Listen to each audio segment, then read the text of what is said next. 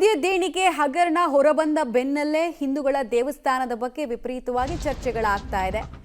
Obviously ಹಿಂದೂಗಳು ದೇಣಿಗೆಗೆ ದುಡ್ಡನ್ನು ಕೊಡಬೇಕಾ ಬೇಡವಾ ಅನ್ನೋ ಪ್ರಶ್ನೆ ಉದ್ಭವಿಸೋ ರೀತಿ ಆಗಿದೆ ರಾಜ್ಯದಲ್ಲಿ. ಹೀಗಾಗಿ ಸರ್ಕಾರ ನೀವು ಯೋಚನೆ ಮಾಡಬೇಡಿ, ನಾವು ಗೈಡ್ಲೈನ್ಸ್ ಮೂಲಕ ಎಲ್ಲ ಸ್ಟ್ರಿಕ್ಟ್ ಮಾಡ್ತೀವಿ ಅಂತ ಹೇಳ್ಕೊಳ್ತಾ ಇದೆ. ಇವತ್ತು ಮತ್ತು ನಾಳೆ ಗೈಡ್ಲೈನ್ಸ್ಗಳು ಜಾರಿಯಾಗೋ ಸಾಧ್ಯತೆ ಇದೆ.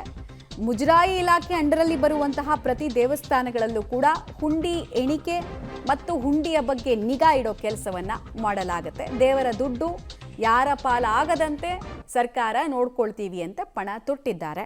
ಸೊ ಗೈಡ್ಲೈನ್ಸ್ ಏನಿರಬಹುದು, ಯಾವ ರೀತಿ ಇದು ಸೇವ್ ಆಗುತ್ತೆ ಮತ್ತು ಸತ್ಕಾರ್ಯಗಳಿಗೆ ಹುಂಡಿ ಹಣ ಉಪಯೋಗ ಆಗುತ್ತೆ ಅನ್ನೋದನ್ನೆಲ್ಲ ನೋಡಬೇಕಾಗತ್ತೆ. ಹೇಗೆ ಉಪಯೋಗ ಆಗುತ್ತೆ ಅನ್ನೋದನ್ನೆಲ್ಲ ನೋಡಬೇಕಾಗತ್ತೆ.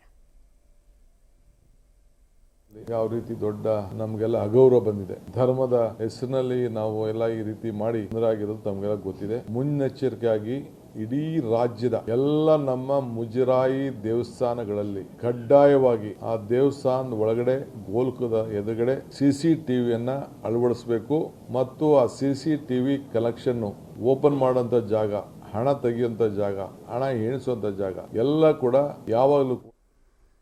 ಸೊ ಮುಜರಾಯಿ ಇಲಾಖೆ ದೇವಸ್ಥಾನಗಳಿಗೆ ಕೊಡೋ ಗೈಡ್ಲೈನ್ಸ್ ಯಾವ ರೀತಿ ಇರುತ್ತೆ ಅನ್ನೋದನ್ನ ಹೇಳ್ಬಿಡ್ತೀವಿ. ಇಡೀ ದೇವಸ್ಥಾನಕ್ಕೆ ಒಂದೇ ಕಡೆ ಹುಂಡಿಯನ್ನು ಇಡಬೇಕಾಗತ್ತೆ. 4-5 ಹುಂಡಿ ಇದ್ರೂ ಒಂದೇ ಕಡೆ ಇಟ್ಬಿಡಿ ಅಂತ. ಹುಂಡಿ ಎಣಿಕೆ ವೇಳೆ ತಾಲೂಕು ಮಟ್ಟದ ಅಧಿಕಾರಿಗಳು ಭೇಟಿ ಕೊಟ್ಟು ಪರಿಶೀಲನೆನ ಕಡ್ಡಾಯವಾಗಿ ಮಾಡಬೇಕು. ಕ್ಯಾಶ್ ಹ್ಯಾಂಡ್ಲಿಂಗ್ ಕರೆಕ್ಟಾಗಿ ಆಗ್ತಿದೆಯಾ ಅಂತ ಚೆಕ್ ಮಾಡೋ ಜವಾಬ್ದಾರಿ ಅಧಿಕಾರಿಗಳಿಗೆ ಹೋಗುತ್ತೆ. ಹುಂಡಿ ಎಣಿಕೆ ವೇಳೆ ತಾಲೂಕು ಮಟ್ಟದ ಅಧಿಕಾರಿಗಳು ಬಂದು ಭೇಟಿ ಮಾಡಿ ಪರಿಶೀಲನೆ ಎಲ್ಲ ಮಾಡ್ತಾರೆ ಅನ್ನೋದು ಗೊತ್ತಾಗ್ತಾ ಇದೆ. ಅದಾದ ನಂತರ ಭಕ್ತರ ಹುಂಡಿಗೆ ಹಣ ಹಾಕುವಂತಹ ಜಾಗದಲ್ಲಿ CCTVಗಳು ಕಡ್ಡಾಯವಾಗಿ ಇರಬೇಕು. ಹುಂಡಿ ಇಡೋ ಜಾಗ, ಎಣಿಕೆ ಆಗೋ ಜಾಗ ಎಲ್ಲ ಕಡೆ ಕೂಡ CCTVಗಳನ್ನು 360 ಡಿಗ್ರಿ ವರ್ಕ್ ಆಗಬೇಕದು. ಯಾವುದೇ ಕಾರಣಕ್ಕೂ ಆಫ್ ಆಗಬಾರ್ದು ಮತ್ತು ಅಳವಡಿಕೆ ಕೂಡ ಆಗುತ್ತೆ ಅನ್ನೋದು ಗೊತ್ತಾಗ್ತಾ ಇದೆ. ಆಮೇಲೆ ದೇವಸ್ಥಾನದಲ್ಲಿ ಆನ್ಲೈನ್ ಪೇಮೆಂಟ್ಗೆ ಉತ್ತೇಜನ ಕೊಡೋದು ಕೂಡ ಗೈಡ್ಲೈನ್ಸ್ನ ಭಾಗದಲ್ಲಿರುತ್ತೆ. QR ಕೋಡು ಮತ್ತು ನಂಬರ್ಗಳನ್ನು ಇಟ್ಬಿಡೋದು, ಡಿಸ್ಪ್ಲೇ ಮಾಡೋದು.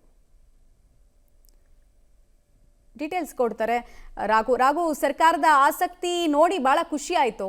ಹಾಗೆ ಆನ್ಲೈನ್ ಪೇಮೆಂಟ್ ಮಾಡಿದಂತಹ ಹಣ ಬೇರೆ ಕಡೆ ಡೈವರ್ಟ್ ಆಗದೆ ಇರೋ ರೀತಿ ಕೂಡ ನೋಡ್ಕೊಳ್ಬೇಕು. ಅದು ಗೈಡ್ಲೈನ್ಸ್ನಲ್ಲಿ ಇರುತ್ತಾ? ಯಾಕೆ ಈ ಡೌಟ್ ಅಂದರೆ ST TSP ಹಣ ಗ್ಯಾರಂಟಿ ಯೋಜನೆಗಳಿಗೆ ಡೈವರ್ಟ್ ಆಗಿದ್ದನ್ನು ಜನ ನೋಡಿದ್ದಾರೆ. ಸೊ ಇಲ್ಲದಾಗಬಾರ್ದು ಅನ್ನೋ ನಿಟ್ಟಿನಲ್ಲಿ ಆ ಕಾಳಜಿ ಹೇಗಿರುತ್ತೆ? ಆ ವಿಚಾರದಲ್ಲಿ ಏನಾದರೂ ಗೈಡ್ಲೈನ್ಸ್ ಬರುತ್ತಾ ಅಥವಾ ಇಲ್ವಾ? ಮಮತಾ, ಆರಂಭದಲ್ಲಿ ಈಗ ಸರ್ಕಾರ ಮುಂದಾಗ್ತಾ ಇರುವಂಥದ್ದು ಈ ಕೆಲವೊಂದಷ್ಟು ಪ್ರಕರಣಗಳನ್ನು ಗಮನಕ್ಕೆ ತಗೊಂಡು ಈ ಹಿಂದೆ ಆಗಿರುವಂಥ ಘಟನೆಗಳ ಆಧಾರದ ಮೇಲೆ ಮುಂದಿನ ದಿನಗಳಲ್ಲಿ ಮುಜರಾಯಿ ಇಲಾಖೆಯ ವ್ಯಾಪ್ತಿಯ ದೇವಾಲಯಗಳಲ್ಲಿ ಈ ರೀತಿ ಭ್ರಷ್ಟಾಚಾರ ಅಥವಾ ಹಣ ದುರುಪಯೋಗ ಆಗಬಾರ್ದು ಅನ್ನುವಂಥ ನಿಟ್ಟಿನಲ್ಲಿ ಯೋಜನೆಯನ್ನು ಮಾಡಿ ಸರ್ಕಾರ ಈಗ ಹೊಸ ಗೈಡ್ಲೈನ್ಸ್ಗಳನ್ನು ತರೋದಕ್ಕೆ ಮುಂದಾಗ್ತಾ ಇದೆ.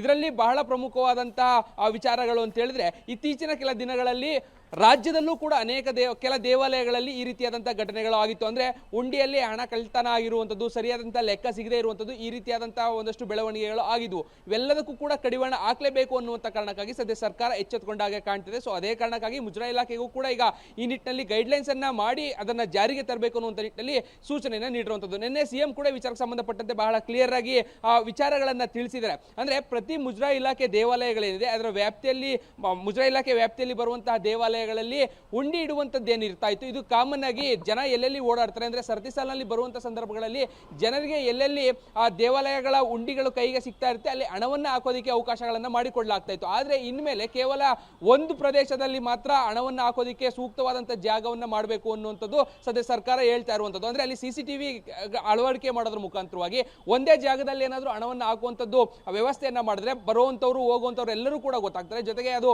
CCTV ಸರ್ವೈಲೆನ್ಸ್ ಅಲ್ಲೇ ಇರುತ್ತೆ. ಸೊ ಆ ಕಾರಣಕ್ಕಾಗಿ ಆ ಪ್ರದೇಶಗಳಲ್ಲಿ ಮಾಡಬೇಕು ಅನ್ನುವಂಥದ್ದು.